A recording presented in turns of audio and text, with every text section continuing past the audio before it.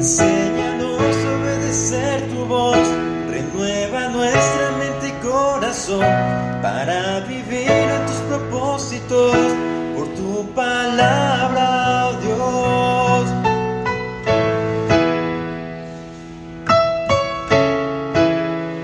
Infalible y poderosa, penetra el duro corazón, sobre todo prevalecerá. Palabra es la verdad. Excelente día, Dios les bendiga.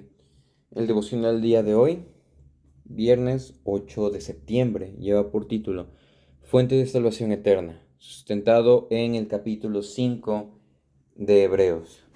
Así dice la palabra de Dios: porque todo sumo sacerdote tomado de entre los hombres es constituido a favor de los hombres en lo que a Dios se refiere, para que presenten ofrendas y sacrificios por los pecados, para que se muestren paciente con los ignorantes y extraviados, puesto que Él también está rodeado de debilidad, y por causa de ella debe ofrecer por los pecados tanto por sí mismo como por también del pueblo.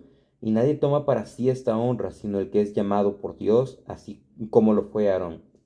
Así tampoco Cristo se glorificó a sí mismo haciéndose sumo sacerdote, sino el que le dijo: tú eres mi hijo, yo te he engendrado hoy. Como también dice en otro lugar: tú eres sacerdote para siempre según el orden de Melquisedec. Y Cristo, en los días de su carne, ofreciendo ruegos y súplicas con gran amor y lágrimas, al que le podía librar de la muerte, fue oído a causa de su temor reverente. Y aunque era hijo, por lo que padeció, aprendió la obediencia, y habiendo sido perfeccionado, vino a ser autor de eterna salvación para todos los que le obedecen. Y fue declarado por Dios como sacerdote según el orden de Melquisedec. Acerca de esto tenemos mucho que decir y difícil de explicar, por cuanto os habéis hecho tardos para oír, porque debiendo ser ya maestros después de tanto tiempo, tenéis necesidad de que se os vuelva a enseñar cuáles son los primeros rudimentos de las enseñanzas de Dios, y habéis llegado a ser tales que tenéis necesidad de leche y no de alimento sólido. Y todo aquel que participa de la leche es inexperto en la palabra de justicia porque es niño, pero el alimento sólido es para los que han alcanzado madurez, para los que por el uso tienen los sentidos ejercitados en el discernimiento del bien y del mal. Fuente de salvación eterna. Como primer punto es un sumo sacerdote perfecto. A lo largo de los versículos 1 al 7, lo que empieza a hacer el escritor es plantearnos un contraste entre la función del sumo sacerdote y Jesús, Cristo. Su intención es mostrar, pues, cuán necesitados estamos de una obra perfecta, porque dice que la persona es constituida de acuerdo al favor de Dios.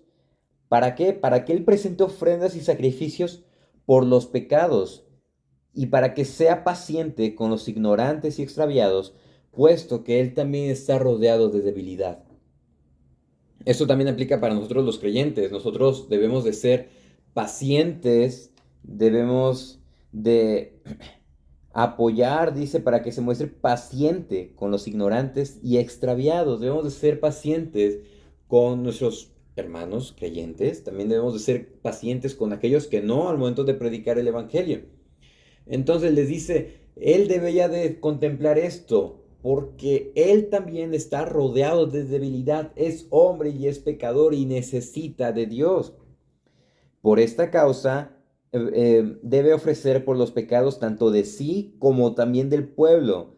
O sea, su sacrificio era algo simbólico, porque también él estaba expuesto al pecado. Y nadie toma para sí esta honra, sino que el que es llamado por Dios, como lo fue Aarón. Nadie que esté en autoridad verdaderamente lo hace porque dice: yo quiero ser el mejor, yo quiero ser reconocido. No, sino que es un llamamiento de Dios. Y dice también, fue escogido de Dios este sumo sacerdote perfecto.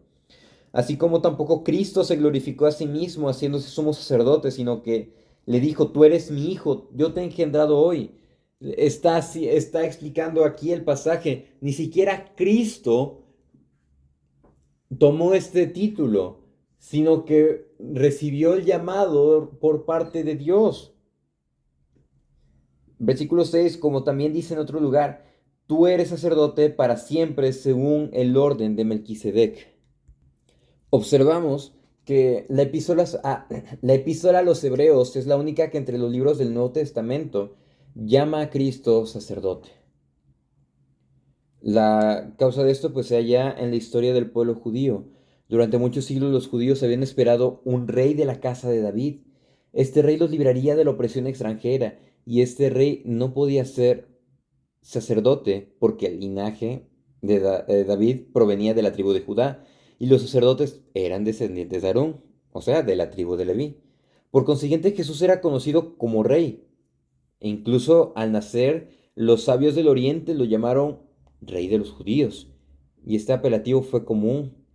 Entonces no era conocido como sacerdote y es en este momento cuando el escritor lo que está haciendo es que le está dando este título inspirado por el Espíritu Santo para explicar a los judíos que Jesús es perfecto en todo y que también él recibe la ordenanza por parte de Dios de ser un sacerdote perfecto que no cometió pecado para ofrecer sacrificio. Y versículo 7, y Cristo en los días de su carne, ofreciendo ruegos y súplicas con gran clamor y lágrimas al que le podía librar de la muerte, fue oído a causa de su temor reverente. El escritor desea probar que Jesús no se transformó en sacerdote después de su ascensión, sino que durante su vida en la tierra, el Señor Jesús ya ofrecía oraciones y peticiones. La referencia a la vida terrenal de Jesús parece estar relacionada con su sufrimiento en el Getsemaní. En una sola oración, este artista literario describe a Jesús en su agonía espiritual. Y vemos que Jesús, quien cargó con el pecado, enfrentó la ira de Dios a causa de nosotros. Segunda de Corintios 5:21 dice, al que no tenía pecado, Dios le hizo pecado por nosotros. A causa de nuestros pecados, Cristo compareció ante Dios como el más malvado de todos los transgresores. Él estuvo solo como sustituto nuestro. Cristo padeció para darnos vida. Él fue la expiación, Él realizó este sacrificio para limpiarnos de nuestros pecados. El escritor Ben Price lo expresa de la siguiente manera, de manera muy poética. Dice, solo el Salvador oró en el oscuro Getsemaní.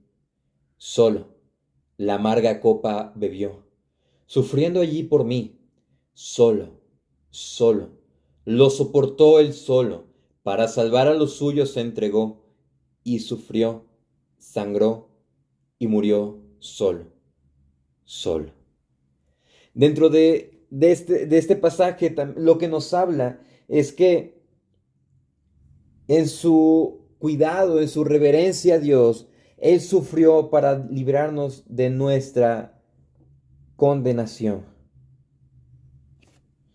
Las oraciones y peticiones de Jesús fueron oídas y en Lucas 23:43 lee, un ángel del cielo se le apareció y le fortaleció.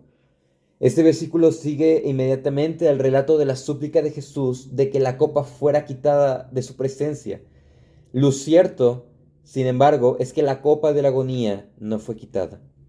Y después de que Jesús orase más fervientemente, repitiendo probablemente la misma oración, su sudor fue como gotas de sangre que caían sobre la tierra.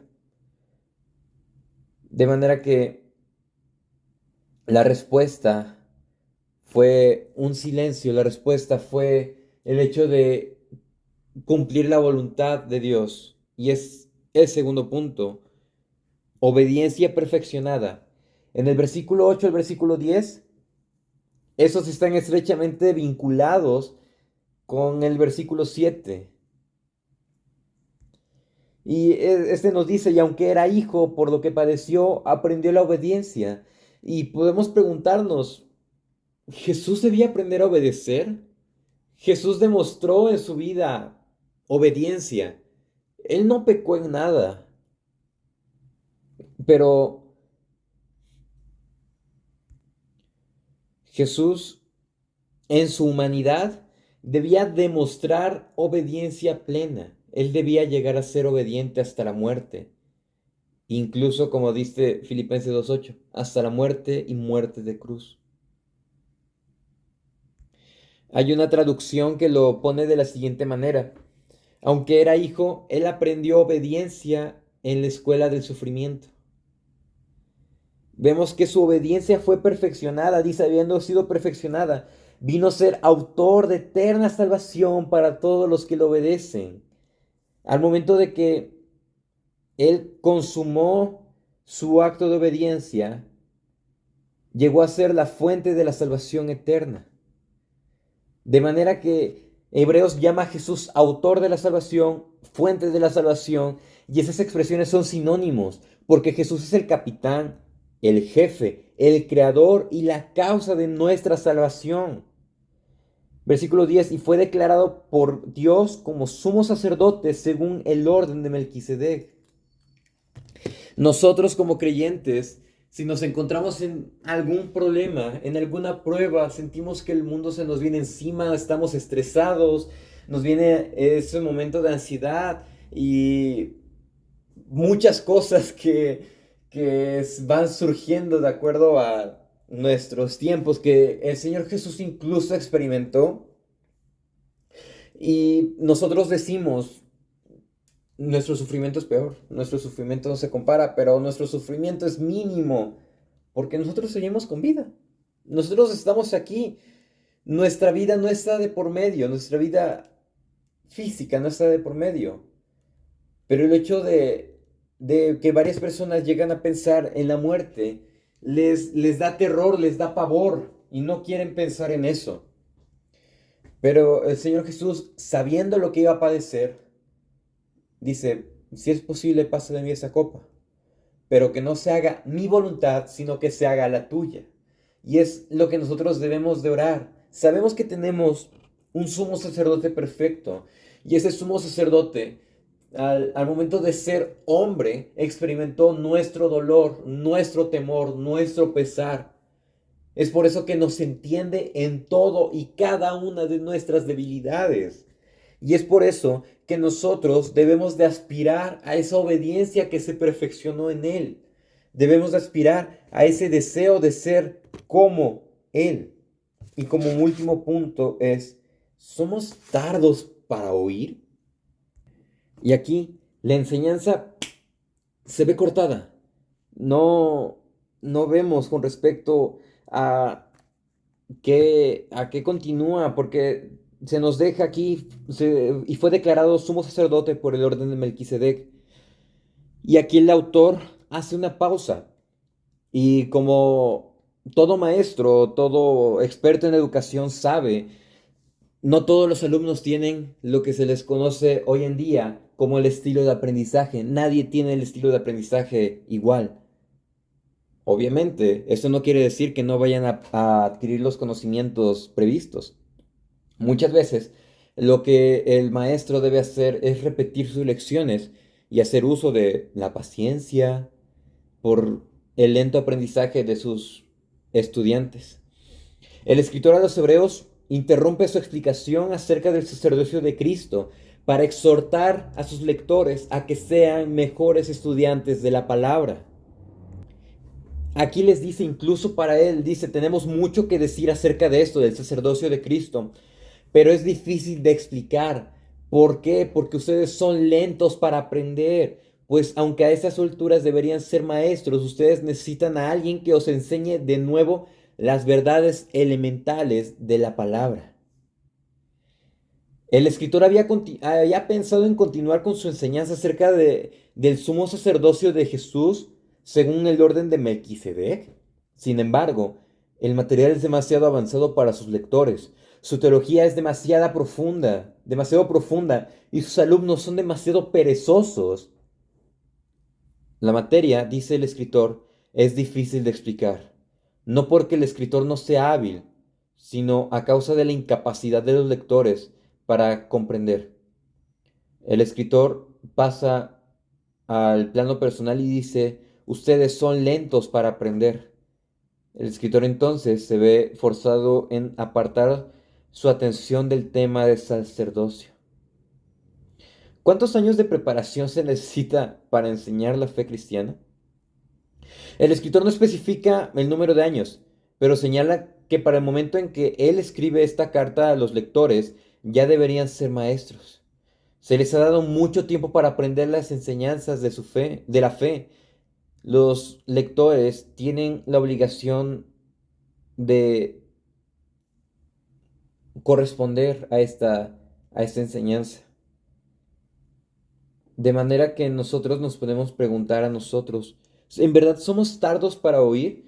¿En verdad necesitamos que se nos explique con peras o manzanas?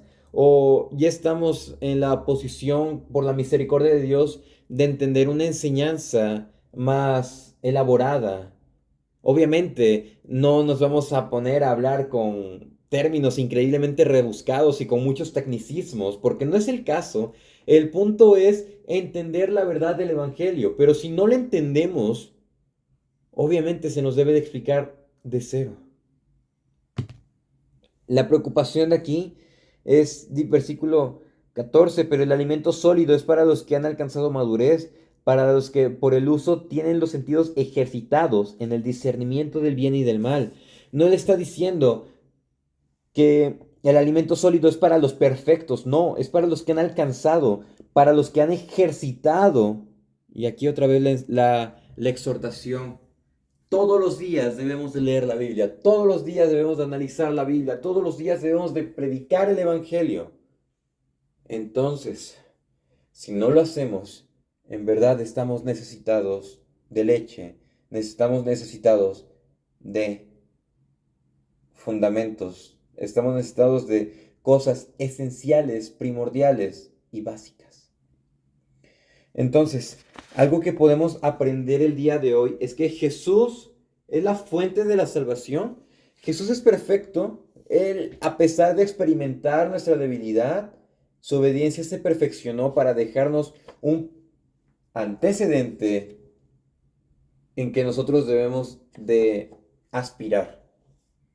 Y también debemos de evaluar nuestra fe, nuestra vida a la luz del Evangelio para saber cuánto estamos necesitados de Dios y que todos los días debemos de buscar a Dios. Que sea nuestra meta. Hoy, viernes. No somos perfectos, pero debemos de aspirar a seguir las verdades de Dios. Que podamos reflexionar en esto y que pueda ser un propósito llegar a tener una obediencia como la de Cristo y también esforzarnos en comprender las verdades del Evangelio. Que Dios les bendiga.